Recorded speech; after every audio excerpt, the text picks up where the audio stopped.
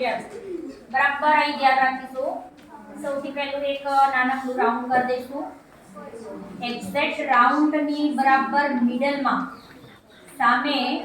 એક લીટી કરી દઈશું આ લીટી તમે આમ કરીને વાંકી પણ કરી શકો છો અને સીધી તમને જે ગમે તે જે લીટી આપણે આડી કરી ત્યાંથી જ સી આકાર બનાવવાનું ચાલુ કરી દેવાનું એક સી આકાર બીજો ત્રીજો ચોથો આ રીતે સી આકાર કરી અને આ જગ્યાને ભરી દેવાની હવે આ સી આકારના જે છેડા રહ્યા ત્યાં તમારે આ રીતે જેમ તંતુ બનાવતા હોય એમ તંતુ બનાવી દેવાના આ કોણ છે આ શિખાતંતુઓ ઓકે કેટલું કામ પૂરું કર્યું હવે વચ્ચે જે લાંબો છે એને અક્ષતંતુ કહેવાય આ અક્ષતંતુને છેડા ઉપર જઈ અને ફરીથી પાછા એના આવા તંતુ બનાવી દેવાના જેને કહેવાય ચેતાન અક્ષતંતુની ઉપર